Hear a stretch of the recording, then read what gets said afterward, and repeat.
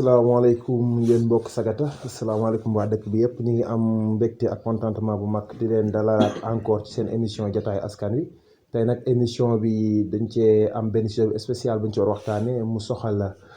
njàng ak njàngale fii ci Sagata ak dans un cadre plus général Sénégal bi yëpp ñu amoon mbégte ak contentement bu mag di ci dalal madame Binta Ndiaye Sarr di directrice d'école monsieur Sow professeur maths SVT, monsieur Dieng, di professeur histoire géographie et monsieur Ka. Madame Binta Ndiaye ñu ngi lay nuyu. monsieur Sow. waaw Mbaye ñu ngi lay nuyu bu baax a baax di rafetlu jotaay bi. monsieur Dieng. waaw salaamaaleykum Mbaye ñoo ngi lay nuyu di nuyu collègues yi ñu fekk yëpp di rafetlu initiative bi. monsieur Ka. asalaamaaleykum waa Sagata ñu ngi nuyu bu baax di rafetlu initiative bu baax.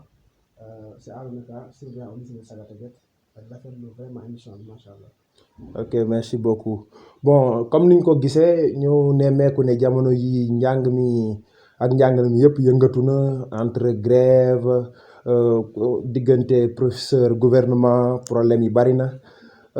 ñuy njëkk a jox kàddu gi monsieur Dieng di la laaj lan moo waral grève bi sur le niveau national. waaw salaamaaleykum yéen mbokk Sagata. ñoo ngi nuyu yéen ñëpp di leen ziar di leen jox seen wàccuwaay waaw di wax ni ñu dajale fii tey comme ni ko Mbaye waxee rek yaakaar naa temps yi moom ñëpp xam nañ ne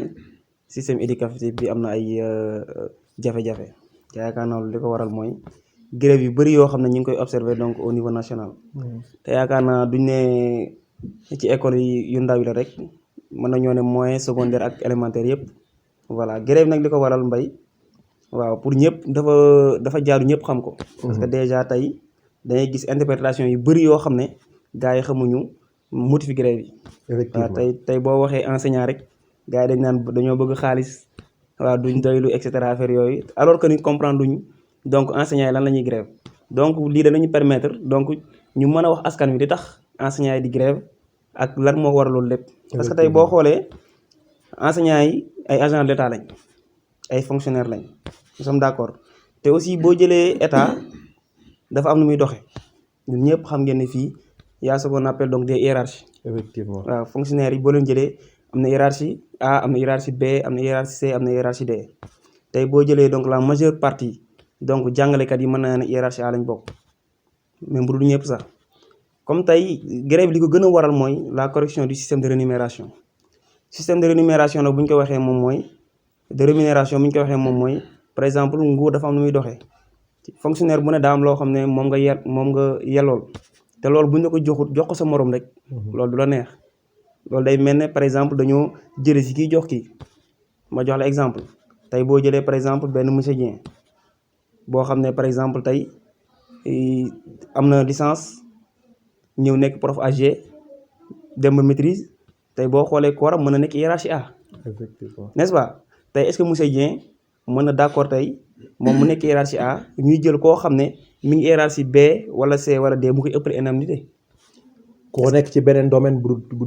est-ce que yoon na maanaam waaw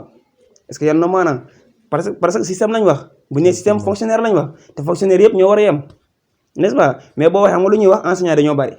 kon daal yéen daal équité ngeen di. correction du système de rémunération tout simplement. ak aussi les lenteurs administratives. effectivement ñëpp xam nañ ko parce que tey da ngay gis benn enseignant boo xam ne. pour mu échelonner pour mu avancer problème la lan la dañ naan ministre fonction publique ay signature la ñuy xaar est-ce que signature mën ngaa toog at. non di xaar signature non du yoon. alors que ni ñoom loolu lañ leen fa tege di leen fay te xoolal l'enseignant est le seul fonctionnaire boo xam ne il travaille à l'école et à la maison. à la maison matin midi soir enseignant amul temps de repos man tey su ma jàngalee wàcc maa ngi préparer cours yi su ma xëyee dem naa école su ma dikkaatee kër gi aussi damay préparer waat. ñun bu ñu jógee école dañuy tëj gàddu suñu saak ñëw kër gi ñun ñooy benn fonctionnaire buy def loolu médecin bi ay bagages am hôpital la koy bàyyi avocat bi tribunal la koy bàyyi benn enseignant moo jël ay livre am ay bagages am ñëw ci kër gi préparer xëy dem dispenser cours dikkaat amul noppal. mais est-ce que ak masse professorale bi. enseignants yi niñ toll macha allah. est-ce que tolloole leen ak yeneen domaines yi dina yomb. sur le plan salarial. voilà gars yi dinañ poser question yooyu mais xam nga nit ku ne aussi am nga àq ak yelleef. si n'est-ce pas tey déjà boo nee enseignants yi dañoo bari nous sommes d'accord enseignants yi bëri nañ trop mais tey boo xoolee rôle bi ñu joué bon rôle enseignants yi di joué nullité de l'éducation dëkk bi ni muy mel mooy li waaj doon wax rek li Abraham Lincoln doon wax rek si vous trouvez que l'éducation est chère optez pour l'ignorance ñu xool ba xam dëkk bi dana avancer wala du avancer c'est de cela parce que tey mënoo jël par exemple nit koo xam ne yow jëlal par exemple cursus scolaire ni mu guddee nga jógee primaire def sa 6 ans nga ñëw collège def 4 ans muy ñaata 10 ans nga dem lycée def 3 ans 13 ans nga dem université def fa 5 ans ou 6 ans jóge fa dem école normale dafa metti yaakaar naa tey au moins am na benn reconnaissance boo xam ne war nañu ko am et surtout état dañuy mettre mal à l'aise avec la société avec le peuple avec les parents bari comprendre uñ mbir mi nu mu demee voilà c'est ça voilà c'est cela loolu la quoi bon mën naa bàyyi après ñi ci des donc développer voilà ma laal ci tuuti rek voilà xam naa du ñàkk ne dinañ ci ñëwaat d'accord bu ko defee dañuy dem ak madame la directrice Binta Ndiaye Sarr moom nag xam naa dañuy waxtaan ak moom ci problème mu éducation locale xam naa ne moo leen di gën a soxal comme que moom yàgg na ci zone bi fréquenté na pas mal d'écoles du ñàkk mu gën ñu cee mën a dikkal dafa mel ne njàngum localité bi sooxe na lool. asalaamaaleykum mbokk waa Sagata Mbaye maa ngi lay nuyu di nuyu Assane sama xarit sama doomu ndey di nuyu Arona di nuyu monsieur Dia également di rafetlu émission bi di wax rek ci problème mu éducation au niveau de Sagata au niveau des écoles primaires xam ne ñu ngi ci biir Sagata. Effectivement. bon en dehors yi nga xam ne c'est général pour Sagata yëpp gis nañ ni Sagata fii tamit école yi nekk fii am na yoo xam ne ñu ngi jànkuwanteeg ay jafe-jafe donc ci jafe-jafe yooyu li ci jiitu mooy problème mu effectif problème mu salle de classe ak problème mu maître donc fu ci mel ne fi ma nekk mun naa gën a miin ñun foofu dañoo manqué ay classes. fan nga nekk pour le moment. Sagata 2 école Sagata 2 manqué na ay classes parce que élèves dañuy toog à 3 à 4 manqué nañ ay table banc manqué nañ aussi ay comment dire ay maîtres waaw wax dëgg yàlla bon ñu ci tàllal loxo ñëpp laa pour ñu am ay classes ak ay loolu yëpp daal suñuy jafe-jafe la. loolu mooy yi nga xam ni d'ordre général. waaw général mais yeneen jafe-jafe yi fa nekk mooy que ni au niveau de l'apprentissage en dehors de perturbation yi am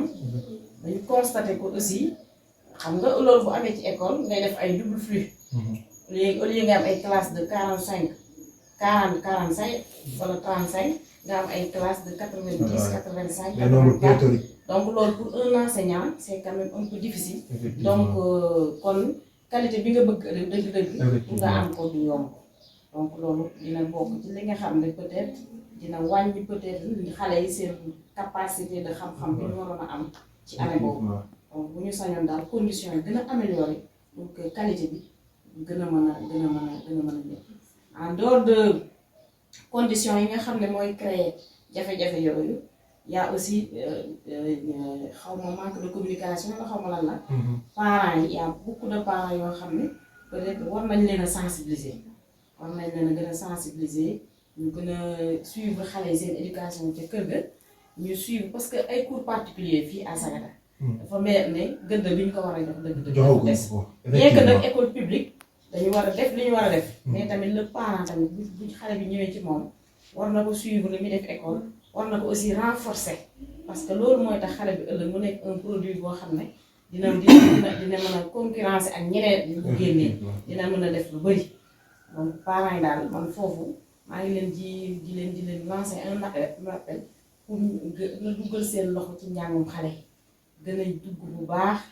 gën a ñëw aussi ci di ñëw école di xool seen doom ci yan condition lañ nekk di bokk ci fonctionnement école yi ni muy doxee mais aussi que à la maison ñu bañ a bàyyi xale rek ak télévision ñenn ñi ci ay portable ak yeneen pour am seen liberté nañ xool seen ëllëg doom loolu daal bu ma sañoon parents yi dinañ ci gën a bàyyi xel pour que ñu améliorer qualité njàngam xale yi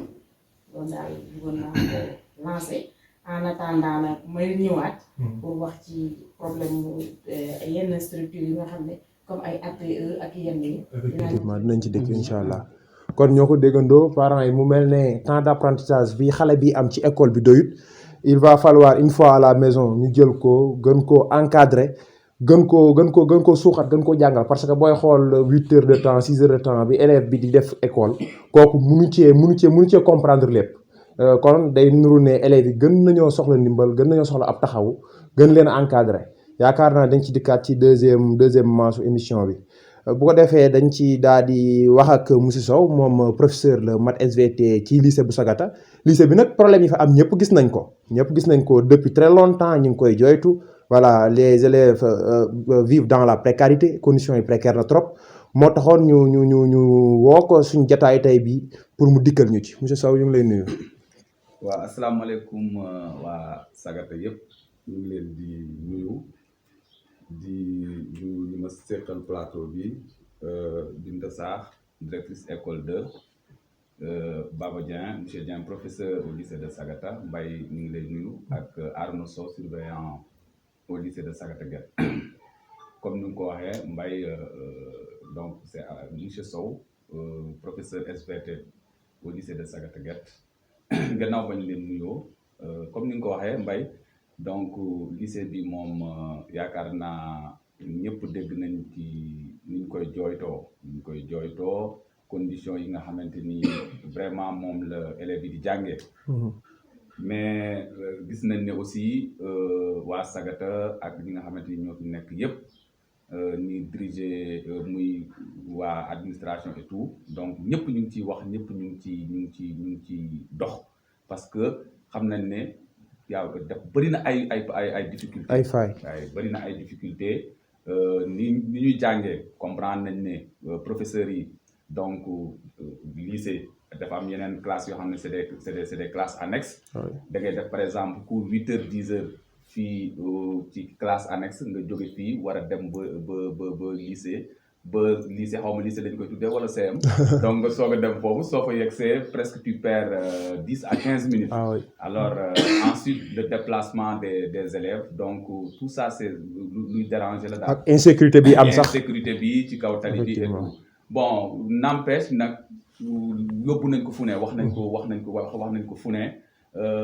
gis nañ ne monsieur le maire par exemple El Hadj Amar Lo ki nga xamante ni vraiment moo dirigé mairie bu Sagata Guet moom tamit sax def na ci jéego yu bëri vraiment ñun ñëpp xam nañ loolu wax na ko fu ne yóbbu na dossier bi fu ne ba ñu ngi koy suivre ba gis nañ ne sax ci biir condition ni ñuy liggéeyee foofu bon mu ngi fay intervenir ay tabax classe ak ay dimbali élèves yi et tout loolu yëpp gis nañ ko problème bi nag mooy li si gën a métti mooy compétence su conseil départemental la xam nañ lycée ak CM du compétence su mairie donc compétence su conseil départemental la te conseil départemental boobu moo ñu gestuwul parce que soo xoolee tey Sagata mooy le seul chef-lieu d'arrondissement boo xamante ni amul lycée waaw moom kese la Darou Mousty am na feneen am na en tout cas lycée moderne waaw Sagata kese mooy boo xam ne ni amul lycée bon digne de son nom effectivement suñu wax lycée dafa am lu tax ñuy wax lycée mais fii dafa am ay classes éparpillées partout rek bon am seconde am première am terminale mais c'est pas quand même un lycée digne de son nom mais n'empêche lycée bi mu ngi def ay résultats. effectivement loolu moo ci doy waar. lycée bi il y a eu deux ans de cela on a fait presque plus de 70%. 75%. Ouais, donc vers 75% au bac. avec 8 mentions. Avec donc des mentions. En plus le BFM aussi la même chose. Donc ñu gis ne élèves yi jàmbaar lañu parents d'élèves yi jàmbaar lañu jàngalekat yi jàmbaar lañu administration bi jàmbaar lañu mais résultats yooyu ñëpp mu ngi dem fu nekk mais problème bi mooy ba léegi mënuñu am lycée. te pourtant bon ñi ko war a wax yéen ñu ngi koy wax conseil départemental li ñu ci waroon def moom defu ko mairie bi nga xam ne ni ci biir Sagata la nekk ñoom ñu ngi ciy jéem a def ñu ci mën a def parce que ñu jéem nañ tabax classe pour yokk affaire bi mais pour wane na rek su yàlla defoon ñu jéem a xool dajale suñu effort xool nu ñu def ba mën a am lycée bu boobaa résultat yi ni mu baaxee nii dina gën a baaxee noonu élèves yi sonn nañ ni ñuy doxee fii ci biir dëkk bi ba dem lycée professeurs yi sonn nañ ci ni ñuy doxee depuis Sagata fii ba ci biir ville bi ba dem école loolu yëpp ça prend du temps et ça day wàññi qualité éducation day wàññi qualité bi bon pour dire rek am na même pour améliorer la qualité de l'éducation j'en ai parlé tout à l'heure même la mairie da ciy intervenir toujours man je parle du côté boobu parce que je suis le président de commission d'éducation au niveau de la mairie donc xam naa li ci def yàggul rek mairie bi jënd na risographe c'est un appareil boo xamante ni ça permet de tirer donc beaucoup de ça fait un tirage donc ci temps bu gàtt te lu bëri lay tirer loolu yëpp nag conseil départemental moo ko waroon def mais defuñu ko mais la mairie avec le maire ñu ngi ciy jéem a jàpp pour que vraiment que conditions yi amélioré ñuy wax daal problème moom lycée moom dañ koy tudd noonu rek mais amu fi daal ci tur la fi nekk daal tur daal la fi nekk waaw tur moo fi nekk effectivement mais association parents d'élèves ak doomi Sagata yi fi nekk est-ce que seen loxo mi ngi dugg ci doxalin bi voilà foofu aussi c'est très la question elle est très importante voilà parce que association parents d'élèves bi bon en fait sentiruñ ko dëggantaan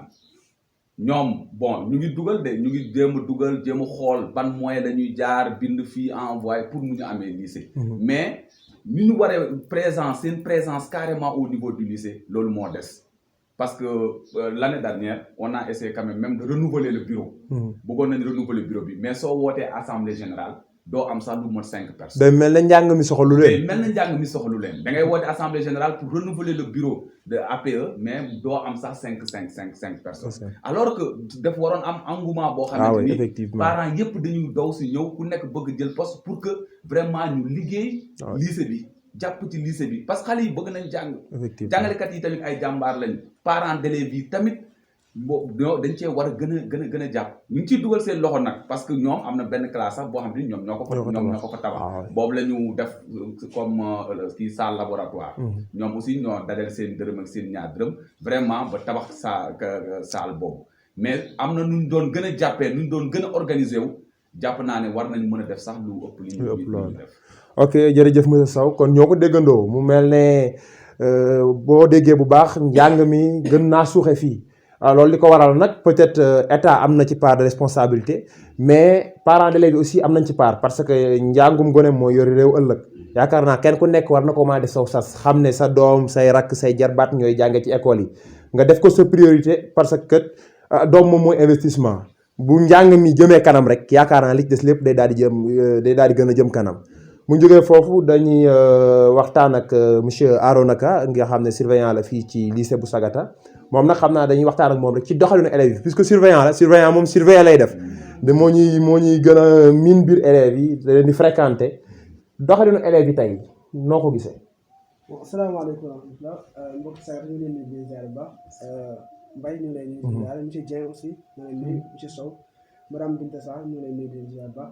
di rafetlu vraiment initiative bi vraiment lii lu baax la lu am njëriñ la parce que dina tax population bi dina xam effectivement lan mooy problème éducation au niveau du Sagata. effectivement ñu jéem a cee trouver solution ensemble man comme que je suis surveillant au lycée de Sagata d'ailleurs même c'est ma deuxième année ici mais n'empêche il y a quelques élèves de ça que je connais d'une part mais maanaam d'une manière générale élèves yi moom bëgg nañ jàng quoi ça mais seulement sont les conditions de travail qui sont très dures dafa métti dafa jafe parce que sànq avec monsieur Sow muy doon wax ne problème annexe yi xam ñun nous sommes notre bureau au niveau du lycée effectivement duñu mën a surveiller ñi nga xamante ñu ngi si ginnaaw annexe yi comme les classes de seconde cinquième et première les abris provisoires yooyu du leen mën a surveiller xam kan nga leen gis suñu amee cours EPS la ñu mën a gis mais quant à ñi nekk si biir école bi tamit ñooñu on remarque vraiment ay retard yu bëri ay absence yoo xamante ni prof yi dañu koy jooju sax man interpellé naa ci ay élèves yu bëri yoo xamante ne su ma leen laajee li may avancé mooy fi ñuy jógee dafa xaw a sori xam nga Sagata le lycée polarise beaucoup de villages. effectivement et ces villages là malheureusement peut-être il y a certains villages qui n'ont pas de tuteur au niveau de Sagata commune ils sont obligés de quitter kii bi seen village yi comme ay Naaneen ay Dank Baabu ay Yéru ñëw au niveau de Sagata pour jàng si léegi ñoom des fois ils ont des problèmes de moyens de locomotion pour ñëw quoi problème transport la ñu mais su ko defee xam nga le plus souvent entre 7 heures ak 8 heures dafa gaaw su ñëwee jël un retard boo xamante ne ay 10 minutes wala 15 minutes ils sont obligés de prendre un billet de retard léegi nag loolu xam naa waxtaan nañ ci ak surveillant ak le censeur et le proviseur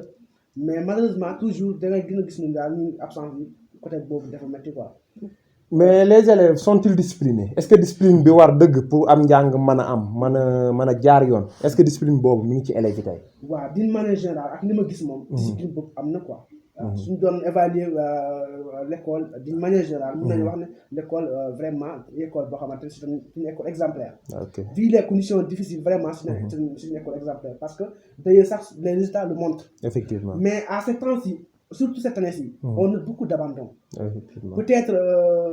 li tax abandon bi indi benn côté c'est-à-dire manque d'engagement parents d'élèves yi la. Ils ne savent vraiment,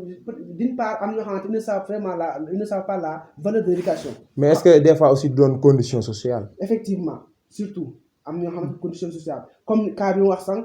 ñi nga xamante ñu jóge fu sori. loolu su yàggee day décourager loo xale bi nga xamante ne pour mu ñëw école toujours muy tardé yenn saa tamit su fekkee ne pas famille bi c'est une famille démunie duñu am toujours di ko jox passe à chaque instant muy ñëw. loolu day indi problème. kon loolu est-ce que jarul sax tey jii ñu lancé woon benn appel maire ak képp kuy doomu Sagata ak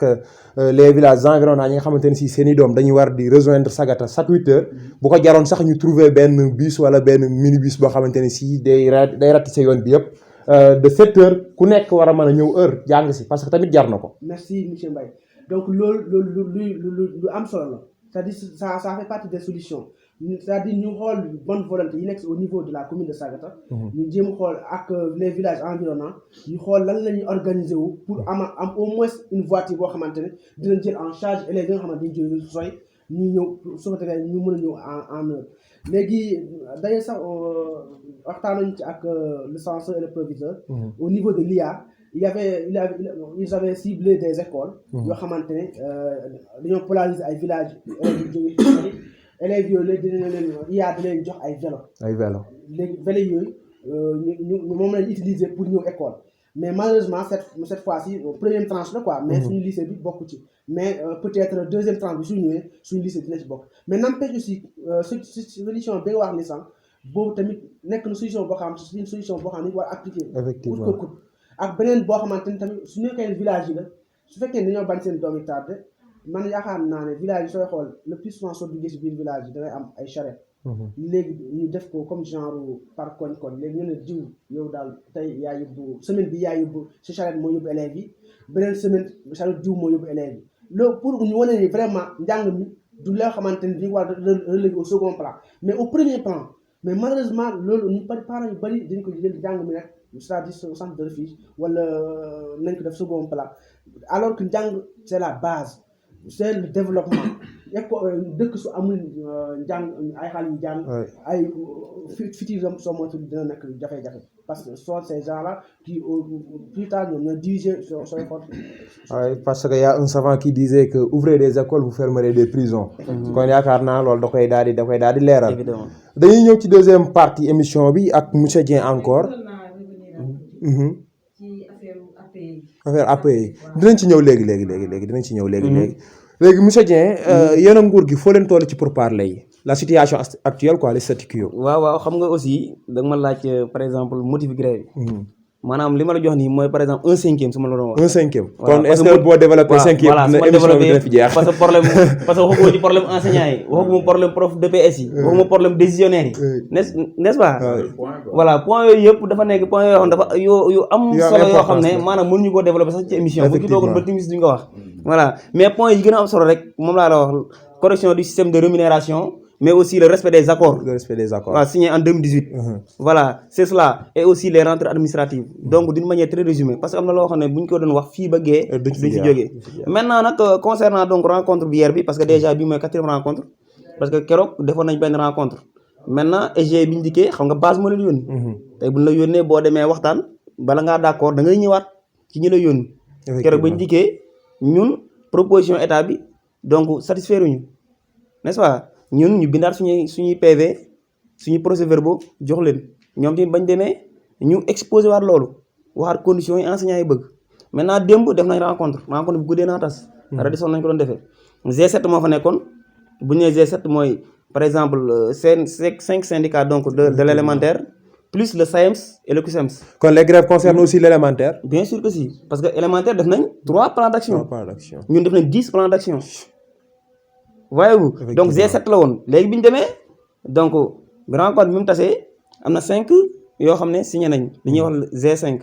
Les syndicats donc de l'école primaire de l'élémentaire. ñoom bon signé nañ parce que accords yi li leen état wax doy na leen te aussi donc mën nañ ci sukkandiku maintenant nag CUSEMS ak SAEMS bi nga xam ne ñoom ñoo yor moyen secondaire bi ñoom signé wuñ lu ñu wax parce que yaa le SG Saourou Sène et le SG Ndoye lu ñu wax dañuy di carte consulter base ba pare doo koy delluwaat effectivement. voyez-vous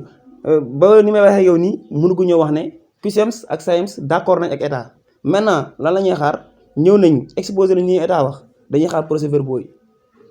yi ñun ñoo koy def mooy par exemple AG yi dañ ci dañu amee des procès-verbaux établissement bu ne da ngay def sa AG voyez-vous buñ paree ci AG yi donc ñu envoyé les procès-verbaux yi. mais yéen en tant que grand frère des élèves en tant que parent d'élèves est-ce que ça ne vous gêne pas ñu dem ba mois de février presque mois de mars composition premier semestre sax defaguñ ko. man li may wax gars yi rek nee naa leen ma xëy jàng wàcc 9h tëdd sama kër jaruñu ma dara ça me dérange loolu damay déranger man je suis Sagatois lycée bi fi laa jànge primaire ba terminal fi laa ko defee tey terminal yi ma yor classe bi ma leen di jàngale chaque fois dama leen classe bii ngeen toog fi laa amee bac. effectivement te yàggul c'était en 2013. voyez-vous donc loolu ñun dañuy déranger mais tey yaakaar naa il faut sauver l'école sénégalaise te sauver école sénégalaise mooy lan nga mettre à terme grève yi pour de bon ba ëllëg grève du fi am man ce que j'ai dit aux élèves la fois passée ñu ne voilà monsieur yow Sagata nga dëkk pourquoi ngay grève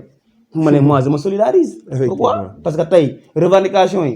bu amee duñ ne voilà monsieur Dieng grève bu woon. effectivement duñ ko ci boole ñëpp lañ ciy boole maintenant grève yi bu jeexee boole ma woowee ngoon ma ñëw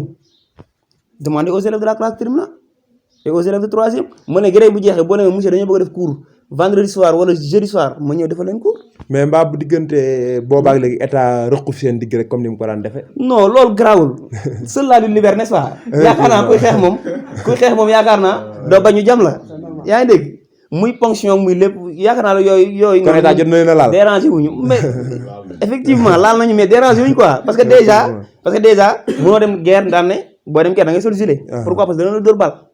voyez-vous mais damaa yaakaar ne comme li ma wax gars yi rek si on perd cette bataille on perd la guerre tout simplement. effectivement et donc comme li ma wax gars yi nous sommes enseignants mais aussi nous sommes parents d'élèves ñun enseignants yëpp ay parents d'élèves lañ kenn bëggul gis booy di taxawal de gauche à droite. man mi ne fii Camille di surveillant war mën na laa wax li may daj. effectivement man booy ne si koñ beeg yi yëpp xam naa leen ku may gis jàng si woo sax bu subaa boo jàng si dama lay dàq convoqué loolu say parents alors que dañ naan da ngaa bon saga dëkk mais déedéet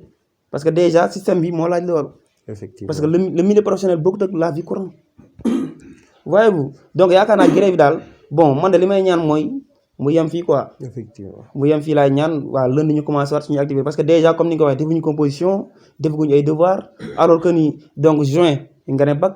juillet nga ne bac juillet aussi nga ne BFM loolu day xaw a métti te ñun ñëpp gis nañ programme Sénégal. jërëjëf voilà merci. kon dañuy gis ne la situation de l'école sénégalaise est vraiment inquiétante ñu ngi ba mois de mars presque te ba léegi élèves yi mënaguñoo am sax benn compo nga am ay élèves de terminale am ay élèves de troisième ñu war a wàcc examen. kon loolu yaakaar naa ñu ngi ciy interpeller bépp autorité boo xamante ne si elles sont concernées les autorités concernées ñu ngi leen ci woo bu baax a baax parce que à part tout seen i doom seen i rakk seen i sët rek ñoo nekkaat ci école yi. dañuy ñëwaat ci l'éducation locale ak madame Binta Ndiaye Sarr mu wax ñu ba xam problème yi ñu jot a jànkoonteel soumettre nañ ko ñu ko war a soumettre ak lan moo ci wàllu l'APE l'association des parents d'élèves. waaw merci Mbaye. man damay ñëw ci APE d'abord parce que APE dafa nekk structure boo xam ne dafa am solo ci njàngum xale te xale yi ñun ñoo leen seq entre parents ak école bi ñoo seq xale yi suñ jógee ci école bi rek dañuy ñëw ci parents yi donc parents yi ak école bi war nañu am benn complicité boo xam ne dañ koy seq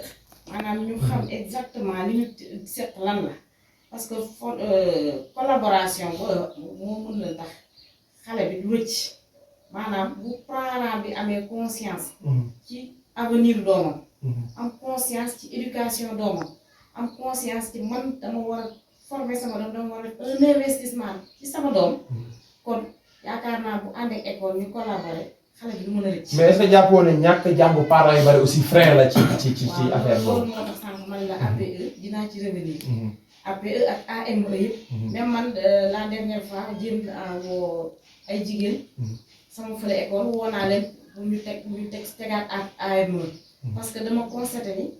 presque parents yi daal dañu mel ni école bi dañ ko xam a bàyyee ak jàngalekat yi. alors que warul demee noonu. ñoom war nañoo def seen AME wala APE. boo xam ne day fonctionner en dehors de l'école. ñu am seen bureau am di cotiser di def loo xam ne à chaque fois que soxla am lu mel ni ay examen dafay am chaque année dañuy gis ni population bi daal du ñu impliqué wu trop ci examen yooyu. donc enseignants yi dañuy sonn man xam naa ko dara parce que parfois dañuy ñëw pour enseignants yi ñu prendre leen en charge day difficile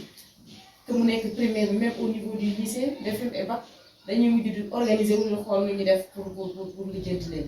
donc loolu dama ni xëy na peut-être ñàkk a xam dëgg-dëgg gëdd bi ñu waroon a def éducation ci parents yi. foog naa foofu la ñu war a gën a appesantir. parce que parents yi suñu demee ba jël ci conscience ci loolu. yaakaar naa dinañ am beneen taxawaay boo xam ne bokkam bii. parce que ailleurs da ngay dem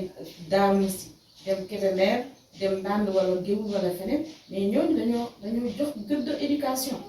dañoo jël seen jàngum doom fonk ko jox ko valeur bi mu war a am xale bi du am ñem sax def yeme yi. effectivement ñoom dañuy impliqué wu ci biir loolu. ñu ne vraiment loolu bu ñu sañoon fii tamit ñoom duñu des ginnaaw dinañ gën a impliqué wu. def seen structure yi di dox AME APE di dox ñuy daje ñoom mensuellement wala xam nga ko ñoom dinañ am un règlement intérieur. ñu appliqué ko yor seen trésorier yor seen lépp nga xam ne day dox. ndax xam ne à chaque fois que soxla am na ci école bi mën na nekk examen parce que su examen jotee ñun dañuy dem. ñeneen ay gan ñoo fi ñëw. di surveiller xale yi BFEM di surveiller xale yi bac di surveiller xale yi entrée en sixième donc ñooñu suñu gisee di ñii que vraiment école bi ñu ngi leen di jàppale ñu ngi leen c'est mieux de mettre à l'aise pour que les examens ça passe dans les conditions les meilleures. loolu des na moom wax dëgg yàlla donc loolu maa ngi ciy interpeller parents yëpp que AME yi. APE yi gën a dox ba nga xam ne école dina sentir vraiment les parents à côté d'eux. du ñàkk ne sax prochainement dinañ organiser émission ak les parents d'élèves du ñàkk ne aussi message bii ngeen di lancer nii dinañ ci jot parce que à part aussi njàngum xale yi investissement la comme ni ngay amee sa xaalis tabax ci kër ni ngay amee sa xaalis ubbi ci boutique jàngu xale noonu la nekk investissement parce que xale bi mooy màgg ëllëg. que ñu def benn xaw ma forum lay doon xaw ma lu muy doon. waxtaan ak parents yi man daal parents yi bu ma ñu gën a comprendre. bañu ñu de dañoo ñu bari dañoo comprendre effectivement moom laa lay wax. gën a comprendre ba nga xam ne structure yooyu bu doxee rek. collaboration bi gën a dëgër. dina am lu bari ci njàngum xale doom dinañ ko mën a véhiculer pour ñu ñoom tamit ñu mën a xoolaat seen toogaay ak seeni doom ca kër ga. pour que njàng mi mën a am suivi à la maison. parce que su suivi boobu desee rek. maîtres yi dañuy sonn. yegg nañ maîtres yi ay jàmbaar lañ man defee ma ne wax dëgg yàlla ñëpp ñu ngi góorgóorlu def li ñu man bien que parfois nag am ay contraintes yoo xam ne mënuñu ci dara. effectivement du ñaar il s'agit de maladie wala congé de maternité wala leneen donc tu n'y peux rien mais en dehors de ça vraiment ñu ngi góorgóorlu di def li ñu man malgré nag conditions yi ma fa wax noonu moom dafa am la c'est une réalité te loolu buñ ko bàyyee muy yàgg dina dem ba am dina laal ci. qualité enseignement bi effectivement donc bu ma sañoon daal balaa loolu di gën a métti di gën a kii parents yi ak autorités yi aussi ñu ñaan la ñu gën ci jàpp gën a xoolaat am na ñuy régler problème yooyu. kon jërëjëf madame la directrice Binta Ndiaye Sarr du ñàkk ne appel bii mu lancé nii muy ay kàddu yu am solo les parents d'élèves dinañ ci jot te ñun aussi li ci suñu wàll ñu dem ba ci ñoom waxtaan ak ñoom incha allahu rabbi dinañ ko def bu soobee yàlla dañuy dikkaat ak monsieur Sow ci l'éducation sur le plan local ba tey muy ce qui concerne le lycée lan mooy perspective de l'enseignement au niveau du lycée de Sagata lan ngeen gis ci avenir lycée bi. waaw lycée bi moom comme ni ma ko waxee sànq ñu ngi def résultat. malgré conditions yu métti ñu ngi def résultat n'empêche nag ni ma ko waxee. foofu c'est un CM. sixième ba terminal lañ def dañu def sixième cinquième ba terminal mais normalement li fa waroon nekk mooy sixième ba troisième. en plus de ça aussi dafa am encore franco-arabe. xam nga loolu day gën indiwaat encore. effectivement effectivement donc am na franco-arabe si biir am na donc 6e ba terminale donc ñu considérer comme étant un lycée. Bon malgré tous les problèmes que j'ai cités problèmes yi ma wax sànq yëpp résultat lycée bi moom mu ngi def ay résultats mais li ñu bëgg kay mooy. pour affaire bi gën a dox mooy ñu am un lycée digne de son nom lycée boo xam ne vraiment lii moom lycée la ñu xam ne lii c'est un lycée. Bon pour cela nag waxoon naa ko sànq autorités yi ñu ngi ciy def li ñu war a def mais jàpp naa ne parents d'élèves yi sax su leen neexee mën nañu bañ a xaar sax autorité yi. waaw parce que ndimbal na ca fekk loxol borom effectivement. waaw ndimbal na ca fekk loxol borom. waaw nañu commencé comme ni ñu def ba tabax benn classe. Comme ni ñu def ba dimbali parfois lycée bi et tout yooyu yëpp waxtaan la mooy li Binta Sarr wax sànq bu fekkente ne am nañu APE boo xam ne ni vraiment APE bu taxaw la. boo xam ne ni taxaw na pour jàng lycée bi dem ci kanam yooyu yëpp sax war na ko mën a lijjanti avec les autorités. wax naa sànq ne compétence su. conseil départemental la. N'empêche mairie bi li mu ci war a def mu ngi ko ciy def mais compétence su conseil départemental la mais lu ci mën a nekk rek population bi ñoo ci war a njëkk. effectivement ñun ñoo ci war a njëkk ñu xool ñun ban moyen la ñu def vraiment ba commencer ku ñu ci mën a fekk nag fekk ñu si. parce que day mel ne sax bu ma tiré conclusion si seen 3 discours yéen ñett day mel ne ba léegi APE détermination dafa des. waaw dafa des. amoon na gënoon na taxawee nii nag. am na fii ay années. parce que man maa ngi ñëw lycée Sagata balaa may ñëw fii j'étais à Ndoyeen. ba may ñëw fii en 2014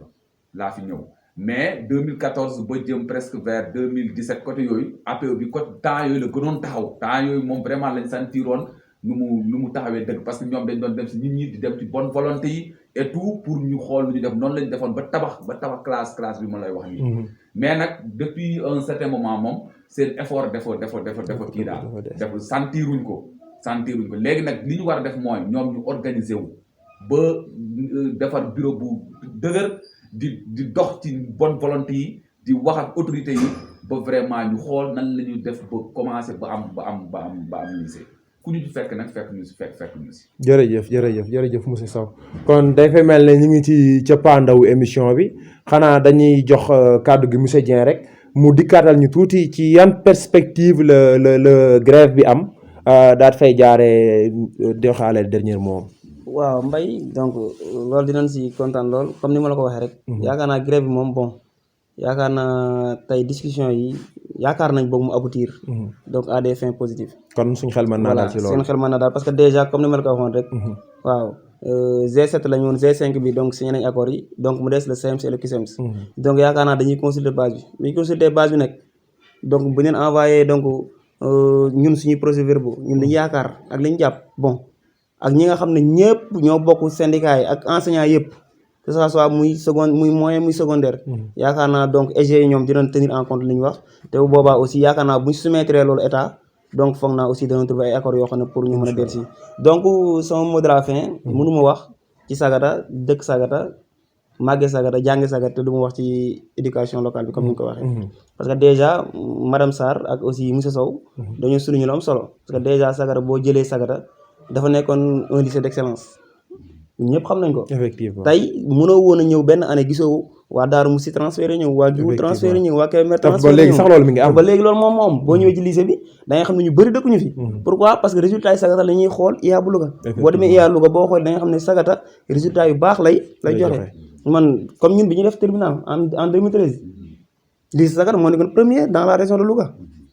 presque tous les années kay. voilà keroog sànq mentionné ngeen fi benn année boo xam ne 8 mentions la ñu am. waaw c'était notre époque. waaw à votre époque. donc yaakaar naa résultat yooyu lycée Sagata mënu ko am ba pare Sagata amul lycée moderne.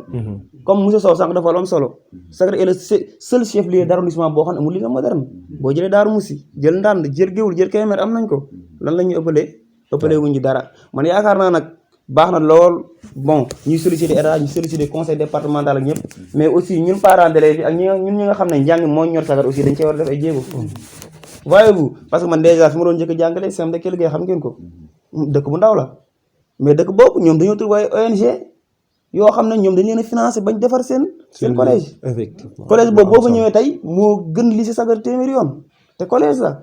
alors que ni tey boo jëlee collège boobu dañ ko implanté ci benn dëkk. dëkk yu bëri la coiffé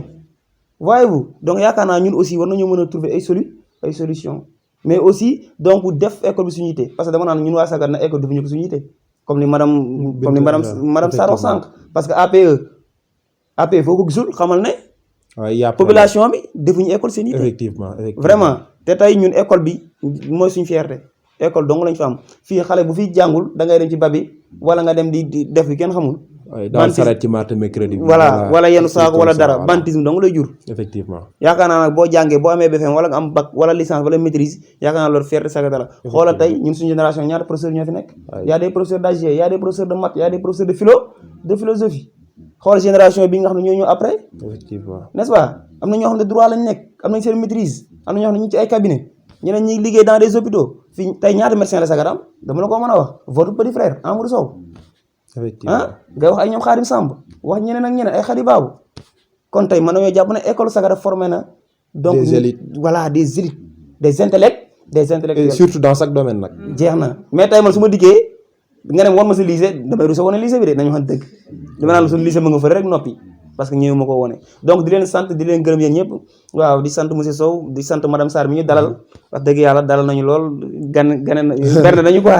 voilà di sant aussi présentateur bi muy Mbaye di sant aussi monsieur Ka notre surveillant voilà di sant yéen ñëpp daal di wax ne tey daal bon idée yi fi développé yàlla na ko waa Sagata dégg ba ñun ñëpp ñu mën ci jariñu suñu rakk jariñu ci wasalaam jërëjëf monsieur Dieng kon école Sagata formé des élites et dans chaque domaine loolu nag bu ñu ko amee dañ koy santé waa école primaire tax ñoom booy xool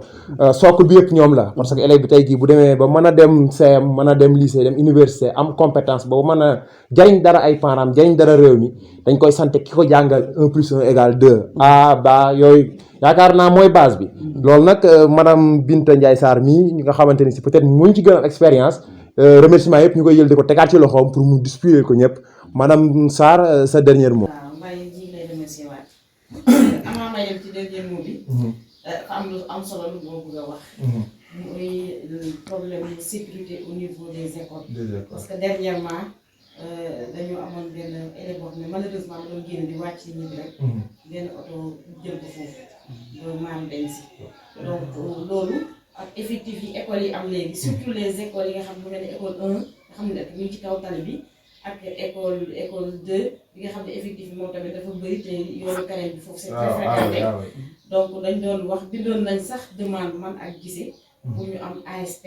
pour que aux heures de pointe heure wàcc ak heure dugg ASP yi jàppale ñu ci liggéey bi parce que y a des maîtres de service yoo xam ne dinañ fa nekk mais aussi ñooñu bu ñu amoon ASP heure yooyu ñu ciy dimbali dina ci baax def nañ te demande demoon nañ ci suñu préfet ba defoon demande boobu donc loolu dama koy réitéré waat pour bu ñu ko mënee am tamit dina baax bu ñu ko mën a wutal wala benn gardien aussi ndax école yu mag dina dem ba nga xam ne dana am benn un patrimoine bu fa nekk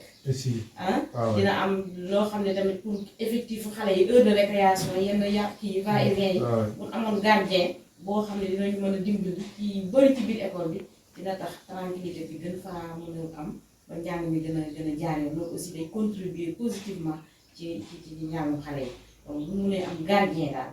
ak ASP loolu daal ñu ngi koy lancer les autorités surtout autorités locales yi nga xam ne gardien vraiment am na dëkk yu bari seen gardien maire yi ñoo ko jël en charge fay ndox maire yi ñoo ko jël en charge bon y a beaucoup d'écoles xam naa dañ may wax école yi bëri nañ ci commune bi mais am na école yoo xam ne ñoom dañoo ne ci ville bi maanaam dañoo nekk école yu gën a mag école yooyu dañuy soxla gardien parce que chef lieu centre examen la centre d'examen la ba pare effectif yi fa nekk aussi bëri nañ bu ñu mënoon di am gardien di am aussi lu mu tuddati ASP bu ñu jàppale ci loolu ci yenn heure yi dina baax mais surtout que ñu jàppale aussi ci fay ndox yeeg ñoom seen parce que parfois c'est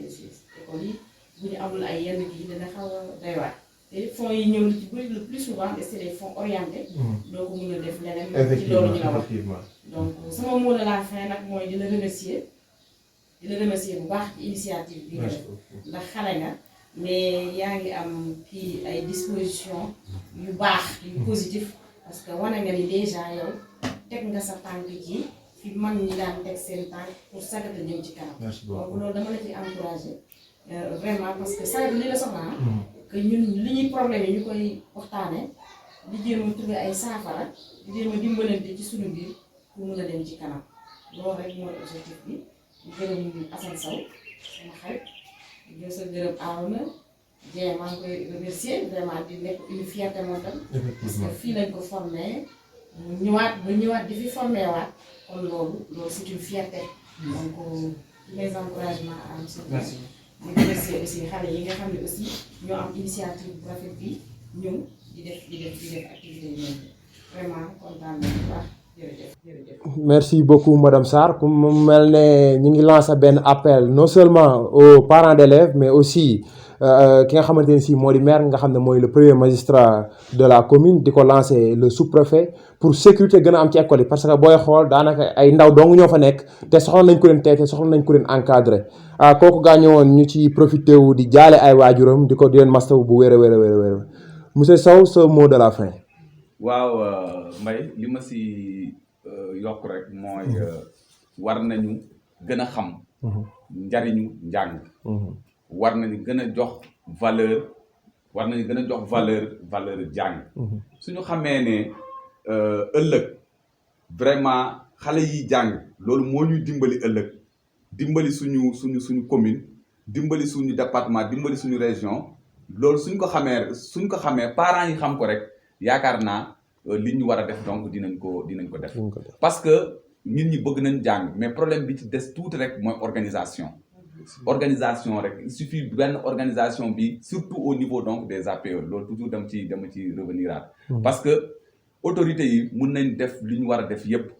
jàngalekat yi def li ñu war a def élèves yi def li ñu war a def mais su fekkente ne organisation au niveau de l'APE des na rek affaire bi day am ay failles parce que lu tax may wax loolu waxoon naa ko sànq man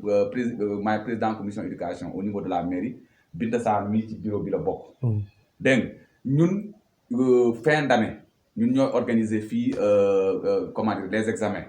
ñoo koy organiser noo koy gérer te loolu rôle APE la waroon doon mairie day génnee somme di jàpp ci organisation bi te loolu waa APE ñoo ko waroon di ko def comme ni ñu koy defee ci entrée en sixième noonu lañ koy defee BFEM noonu lañ koy defee bac te c'est très dur day metti si ñun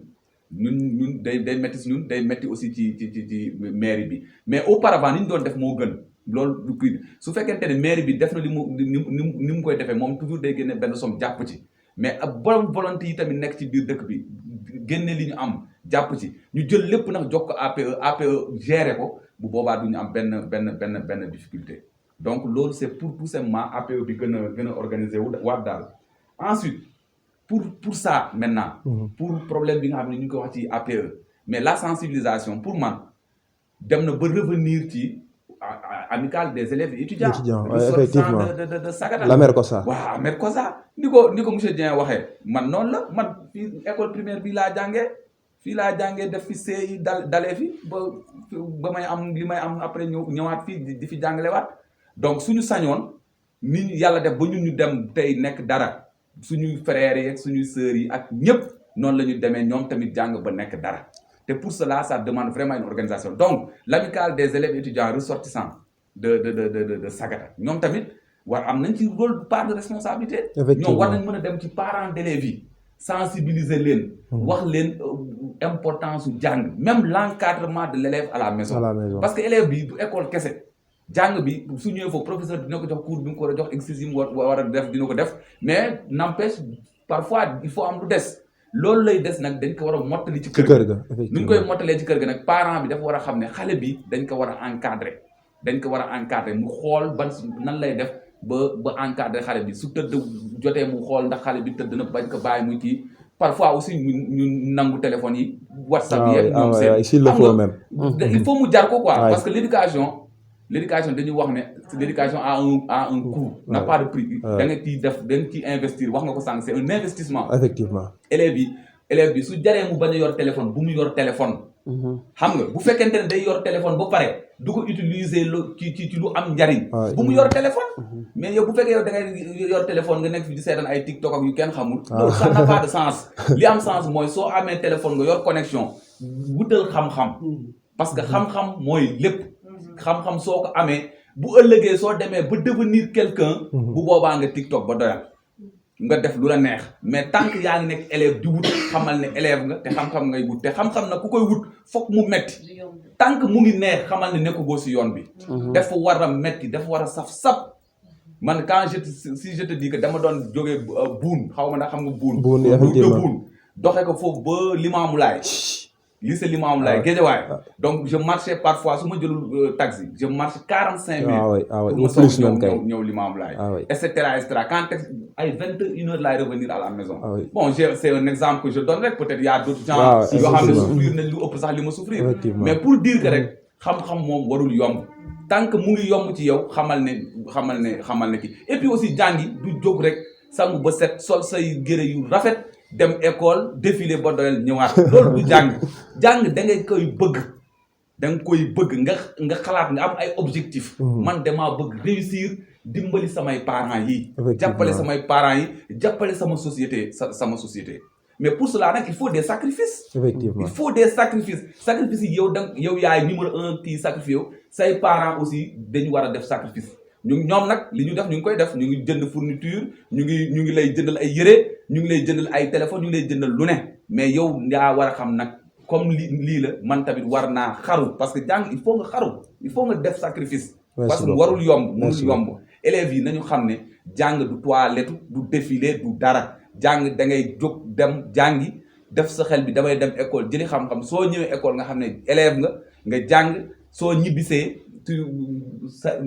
ñu encadré la pour nga réussir da ngay am ay objectifs da ngay fixer ay objectifs. Je veux devenir quelqu'un ci société et puis c'est possible. Effectivement à Sagata tey war nañ am lu ne. Et puis on a des exemples puis génne na ay élite on a des exemples on a des professeurs comme kii ni waxee on a des médecins et tout mais mën nañ dem ba am lu ëpp loolu te loolu jàng rek moo koy joxe xam-xam rek moo koy joxe leneen joxe wu ko du question kii fii la judd wala nangam mooy nekk lii non jàng rek moo koy joxe te jàng nag dafa laaj ay sacrifice élèves yi nañu sacrifié wu jàng parents yi jàppale leen professeurs yi jàpp si ñu am réussite suñu commune bi dem ci kanam Sagata dem ci kanam bon balaa may tëj di wax ne vraiment Mbaye ñu ngi rafetlu initiative bi. Merci beaucoup ñu ngi koy rafetlu parce que lii lu am njariñ la dina mën a tax ñu souligner des problèmes et pas à ces problèmes là maintenant on essaie d'apporter des solutions donc vraiment lu rafet la di remercier comme ni ko waxee directrice Binta Sarr bon kii nañu ak Teranga yi effectivement waaw ak monsieur Dieng donc moom tamit ak le surveillant Arouna Ka au lycée ak xale yi ngeen àndal nii yëpp vraiment ñu ngi rafetlu émission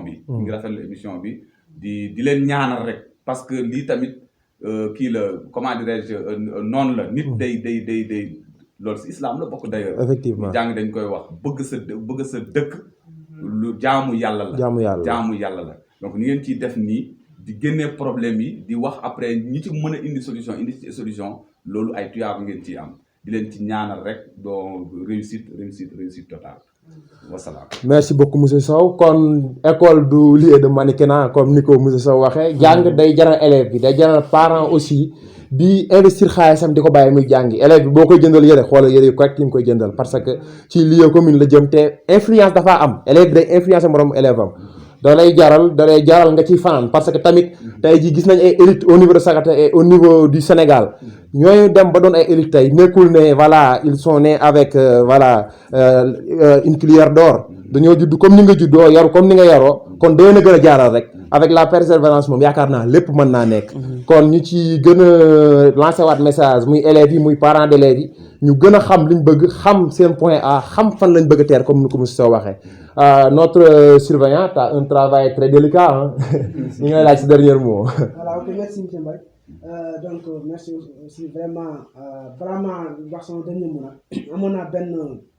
proposition pour ñu jàlle ko appel la quoi pour ñu jàlle ko au niveau de la commune de Sagata mooy de lancer pour les autorités administratives coutumières religieuses ñëpp ñi nga xamante ñoo bokk Sagata ñu jéem xool benn genre assemblée générale